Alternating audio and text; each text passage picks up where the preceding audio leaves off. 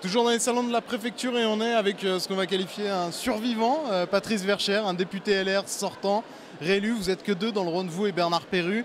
Vous avez douté cette semaine puisque vous étiez devancé au premier tour? Alors, j'ai eu des moments de doute, indéniablement.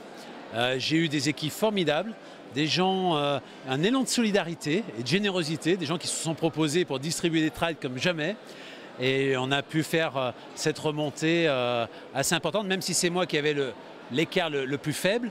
Mais aujourd'hui, 53-47, c'est un écart très correct dans une élection qui n'était pas facile.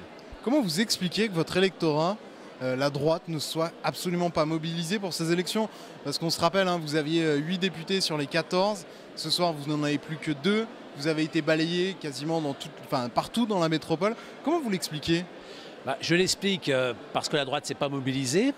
Les électeurs de droite ont été très déçus par la présidentielle, très déçus par les affaires, il faut le reconnaître, très déçus. Alors certains nous disaient qu'on n'avait pas suffisamment soutenu Fillon, d'autres on l'avait trop soutenu, donc c'était très compliqué. Donc il y a une démobilisation très forte, la preuve c'est que la participation est très faible.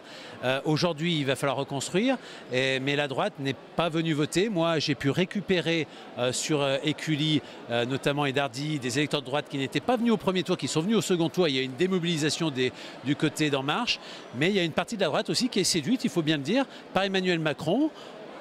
Est-ce que ça durera? On verra, mais pour l'instant, on peut constater qu'elle est un peu séduite. Les CSP+, sont séduits par Emmanuel Macron.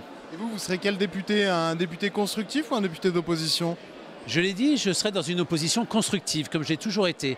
Mais dans une opposition constructive, sans compromission. Je ne ferai pas partie de ces élus qui, pour un poste ministériel ou pour d'autres postes, iront dans la compromission.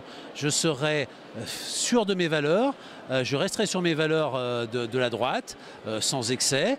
Je défendrai des textes s'il faut les défendre. Je combattrai des textes comme l'augmentation de la CSG, mais sur le droit du travail, par exemple, ce sont des textes que probablement je pourrais voter, même si on va aller probablement sur des ordonnances. Et vous voterez la confiance? Je ne voterai pas la confiance, je ne suis pas dans la compromission. Merci beaucoup. Merci.